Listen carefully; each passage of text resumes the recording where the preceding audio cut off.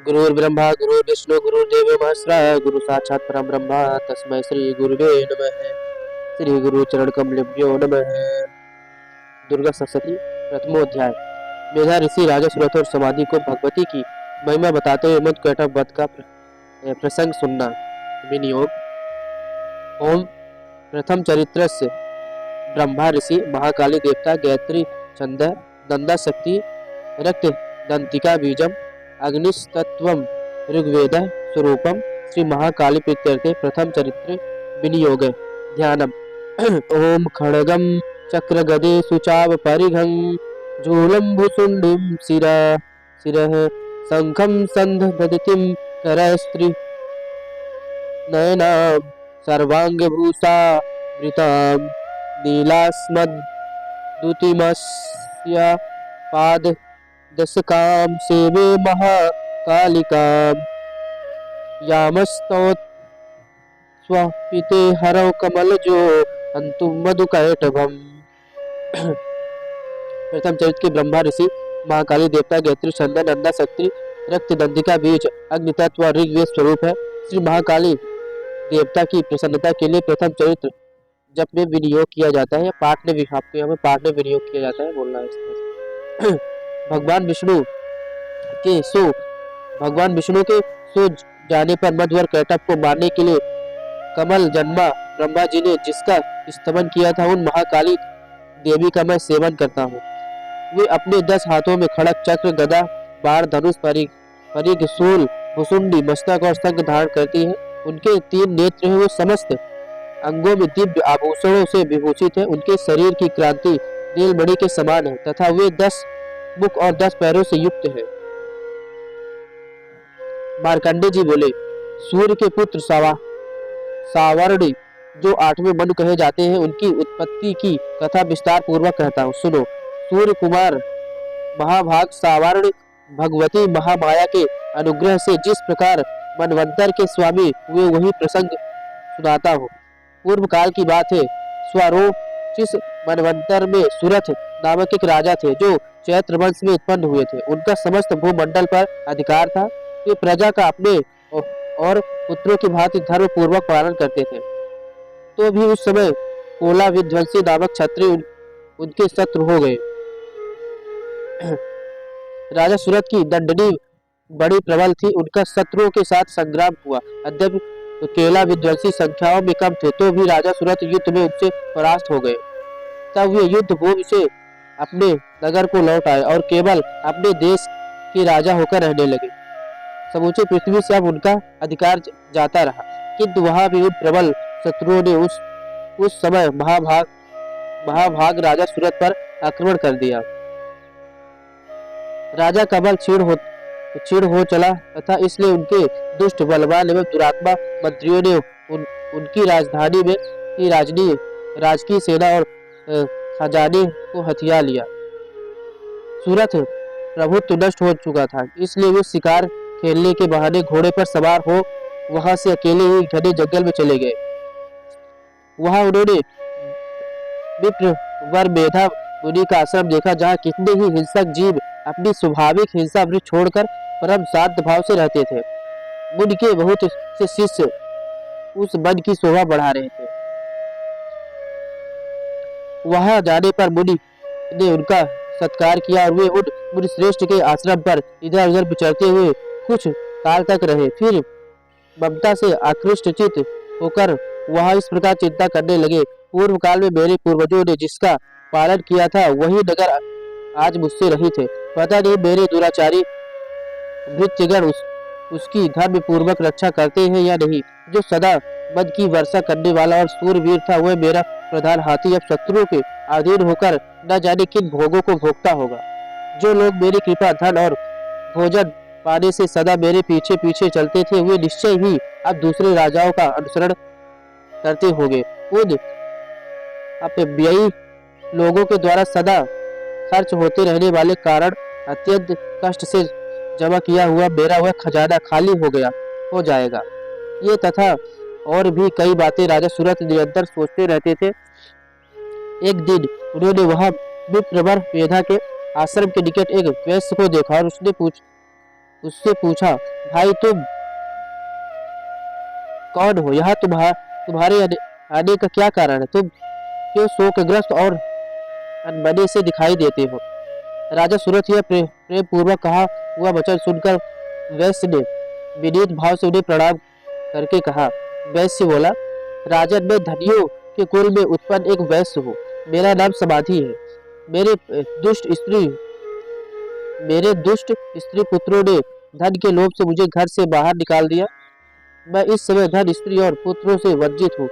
मेरे विश्वसनीय बंधुओं ने मेरा शीश धन लेकर मुझे दूर कर दिया, इसलिए दुखी होकर मैं वन में चला आया हूँ। यहाँ रहकर मैं इस बात को नहीं समझता कि मेरे पुत्रों की, स्त्री की और स्वजनों की कुशल है या नहीं। इस समय घर में कुशल से रहते हैं अथवा उन्हें कोई कष्ट है। वो मेरे पुत्र कैसे हैं? क्या वे सदाचारी है अथवा दुराचारी हो गए हैं? राजन ने पूछा। जिन लोभी स्त्री पुरुष राजन ने पूछा, जिन लोभी स्त्री पुत्र आदि ने धन के कारण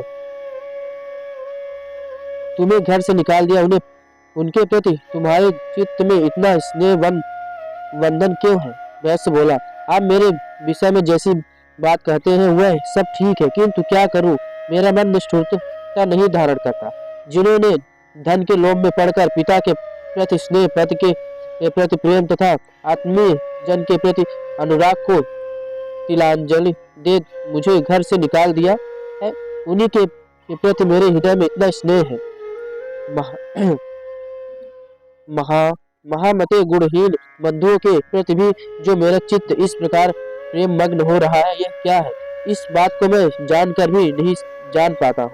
उनके लिए मैं लंबी सांसें ले रहा हूँ और मेरा हृदय अत्यंत दुखित हो रहा है। उन लोगों में प्रेम का सर्वथा अभाव है, तो भी उनके प्रति जो मेरा मन निष्ठुर नहीं हो पाता, इसके लिए क्या करूं? मार्कंडेय जी कहते हैं, ब्राह्मण तदंतर राजाओं में श्रेष्ठ सूरत और वह समाधि नामक वैश्य दोनों साथ साथ मेधा मुनि की सेवा में उपस्थित हुए और उनके साथ यथा योग्य न्यायानुकूल विनय पूर्वक वार्ताव करके बैठे। तत्पश्चात वैश्य और राजा ने कुछ वार्तालाप आरंभ किया। राजा ने कहा, भगवान, मैं आपसे एक बात पूछना चाहता हूँ, उसे बताइए। मेरा चित्त अपने अधीन न होने के कारण वह बात मेरे मन को बहुत दुख देती है। जो राज्य मेरे हाथ से चला गया है, उसमें मैं और उसके संपूर्ण अंगों में मेरी ममता बनी हुई है। मुनि श्रेष्ठ यह जानते हुए भी कि वह अब मेरा नहीं है, एक जाने की भांति मुझे उसके लिए दुख होता है। क्या है? इधर यह वैश्य भी घर से अपमानित होकर आया है। इसके पुत्र, स्त्री और भृत्यों ने इसे छोड़ दिया है। स्वजनों ने भी इसका परित्याग कर दिया है, तो भी यह उनके प्रति अत्यंत हार्दिक स्नेह रखता है। इस प्रकार यह तथा मैं दोनों ही बहुत दुखी है। जिसमें प्रत्यक्ष दोष देखा गया है, उस विषय के लिए भी हमारे मन में ममता जनित आकर्षण पैदा हो रहा है। महाभाग, हम दोनों समझदार हैं, तो भी हमें जो मोह पैदा हुआ है, यह क्या है?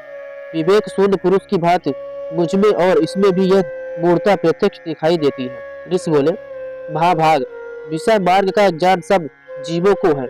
इसी प्रकार विषय भी सबके लिए अलग अलग है।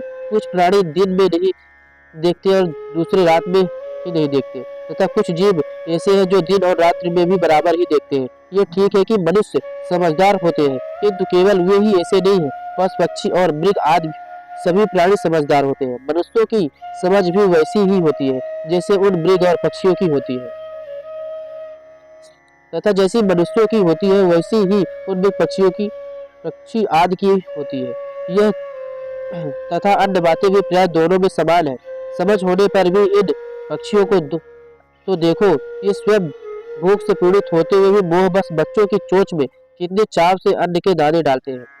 नरश्रेष्ठ, क्या तुम नहीं देखते कि ये मनुष्य समझदार होते हुए भी लोभ बस अपने किए हुए उपकार का बदला पाने के लिए पुत्रों की अभिलाषा करते हैं। अद्यप उन सब में समझ की कमी नहीं है, तथापि वे संसार की स्थित जन्म मरण की परंपरा बनाए रखने वाले भगवती महामाया के प्रभाव द्वारा ममता में भवरस से युक्त हो मोह के गहरे गर्त में गिराए गए।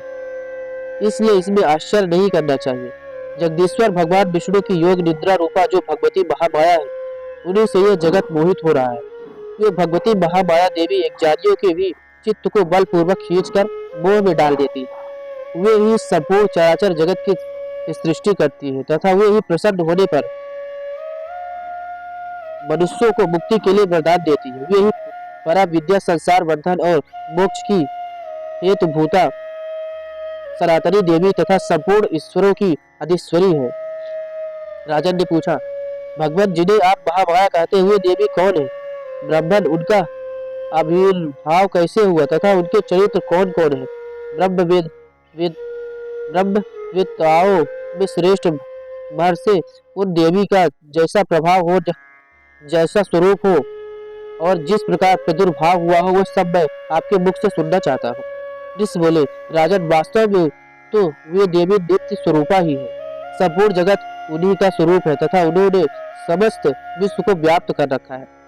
तथापि उनका प्रकटय अनेक प्रकार से होता है। वह मुझसे सुनो, यद्यपि वे नित्य और अजन्मा है, तथापि जब देवताओं का कार्य सिद्ध करने के लिए प्रकट होती है, उस समय लोक में उत्पन्न हुई कहलाती है। कल्प के अंत में जब संपूर्ण जगत एकार्णवम में निमग्न हो रहा था और सबके प्रभु भगवान विष्णु शेषनाग की सैया बिछाकर योग निद्रा आश्रय ले सो रहे थे, उस समय उनके कानों के बैल से दो भयंकर असुर उत्पन्न हुए जो मधु और कैटभ के नाम से विख्यात थे। वे दोनों ब्रह्मा जी का वध करने को तैयार हो गए। भगवान विष्णु के नाग कमल में विराजमान ब्रह्मा जी, प्रजापति ब्रह्मा जी ने जब उन दोनों भयानक असुरों को अपने पास आया और भगवान को सोया हुआ देखा, तब एकाग्रचित होकर उन्होंने भगवान विष्णु को जगाने के लिए उनके नेत्रों में निवास करने वाली योग निद्रा का स्तमन आरंभ किया, जो इस विश्व की अधीश्वरी जगत को धारण करने वाली, संसार का पालन और संहार करने वाली तथा तेजस स्वरूप भगवान विष्णु अनुपम शक्ति है। उन्हीं भगवती निद्रा देवी की भगवान ब्रह्मा स्तुति करने लगते हैं। ब्रह्मा जी ने कहा, देवी तुम्ही स्वाहा, तुम्ही स्वधा और तुम्ही वसटकार हो। स्वर भी तुम्हारे ही स्वरूप है, तुम्ही जीवन दायिनी सुधा हो। नित्य अक्षर प्रणव में आकार उकार बकार इन तीन मात्राओं के रूप में तुम्हें स्थित हो तथा इन तीन मात्राओं के अतिरिक्त जो बिंदु रूपा नित्य अर्ध मात्रा है, जिसका विशेष रूप से उच्चारण नहीं किया जा सकता, वह भी तुम ही हो।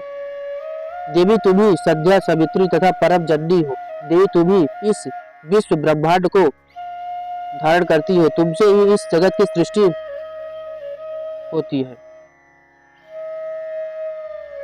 तुमसे इसका पालन होता है और सदा तुम ही कल्प के अंत में सबको अपना ग्रास बना लेती हो। जगन्मयी देवी, इस जगत की उत्पत्ति के समय तुम सृष्टि रूपा हो, पालन काल में स्थित रूपा हो तथा कल्पांत के समय संहार रूप धारण करने वाली हो। तुम्ही महाविद्या, महामाया, महामेधा, महास्मृति, महामोह रूपा महादेवी, महासुरी हो। तुम्ही तीनों गुणों को उत्पन्न करने वाली, सबकी प्रतीत हो। भयंकर काल रात्रि, महारात्रि और मोह रात्रि भी तुम्ही हो। तुम्ही श्री, तुम्ही ईश्वरी, तुम्ही प्रेम और तुम्ही बोध स्वरूपा बुद्धि हो। लज्जा, पुष्टि, तुष्टि, शांति और क्षमा भी तुम्ही हो। तुम खड़ग धारणी, सूल धारणी, घोर रूपा तथा गदा, चक्र, शंख और धनुष धारण करने वाली हो। बाण, भुसुंडी और परिक, ये सब भी तुम्हारे अस्त्र है। तुम सौम्य और सौम्यतर हो। इतना ही नहीं, जितने भी सौम्य एवं सुंदर पदार्थ हैं, उन सबकी अपेक्षा तुम अत्यधिक सुंदरी हो। और अपर सबसे परे रहने वाली परमेश्वरी तुम ही हो। सर्व स्वरूप पे देवी कहीं भी सत असत रूप जो कुछ वस्तुएं हैं और उन सबकी जो शक्ति है वह तुम ही हो। ऐसी अवस्था में तुम्हारी स्थिति क्या हो सकती है? जो इस जगत की सृष्टि, पालन और संहार करते हैं, उन भगवान को भी जब तुमने निद्रा के अधीन कर दिया है, तब तुम्हारी स्तुति करने में यहाँ कौन समर्थ हो सकता है। मुझको, भगवान शंकर को तथा भगवान विष्णु को भी तुमने ही शरीर धारण कराया है, अतः तुम्हारी स्तुति करने की शक्ति किसमें है। देवी, तुम तो अपने इन उदार प्रभावों से ही प्रशंसित हो। ये जो दोनों दुर्धर्ष असुर मधु और कैटभ है, इनको मोह में डाल दो और जगदीश्वर भगवान विष्णु को शीघ्र ही जगा दो। साथ ही इनके भीतर इन दोनों महान असुरों को मार डाले की बुद्धि उत्पन्न कर दो। ऋषि कहते हैं, राजन, जब ब्रह्मा जी ने वहां मधु और कैटभ को मारने के उद्देश्य से भगवान विष्णु को जगाने के लिए तमोगुणी अधिष्ठात्री देवी योग निद्रा की इस प्रकार स्तुति की, तब वे भगवान के नेत्र, मुख, नासिका, बाहु, हृदय और वक्ष स्थल से निकलकर व्यक्त जन्मा ब्रह्मा जी की सृष्टि के समक्ष खड़ी हो गई। योग निद्रा से युक्त होने पर जगत के स्वामी भगवान जनार्दन उस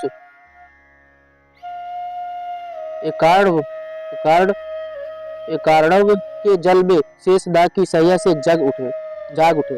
फिर उन्होंने उन दोनों असुरों को देखा।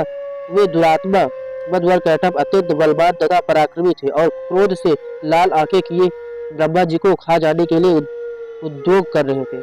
तब भगवान सिंह ने उठकर उन दोनों के साथ 5000 वर्षों तक केवल वाह युद्ध किया। वे दोनों ही अत्यंत बल के कारण उत्तम हो रहे थे। इधर महामाया ने भी उन्हें मोह में डाल रखा था, इसलिए वे भगवान विष्णु से कहने लगे, हम तुम्हारी वीरता से संतुष्ट हैं, तुम हम लोगों से कोई वर मांगो। श्री भगवान बोले, यदि तुम दोनों मुझ पर प्रसन्न हो तो अब मेरे हाथ से मारे जाओ। बस इतना सा ही मैंने वर मांगा, यह तुम्हारे किसी वर से क्या लेना है। ऋषि कहते हैं, इस प्रकार धोखे में आ जाने पर जब उन्होंने संपूर्ण जगत में जल ही जल देखा, तब कमल नयन भगवान से कहा, जहाँ पृथ्वी जल में डूबी हुई न हो, जहाँ सूखा स्थान हो, वही हमारा मत करो। ऋषि कहते हैं, तब तदास्तु कहकर शंख, चक्र और गदा धारण करने वाले भगवान ने उन दोनों के मस्तक अपनी जांघ पर रखकर चक्र से काट डाले। इस प्रकार ये देवी महामाया ब्रह्मा जी की स्तुति करने पर स्वयं प्रकट हुई थी। अब पूरे तुमसे उनके प्रभाव का वर्णन करता हूँ, सुनो। तो यहाँ तक आज हमने प्रथम अध्याय का पाठ किया। कल हम द्वितीय अध्याय का पाठ करना प्रारंभ करेंगे।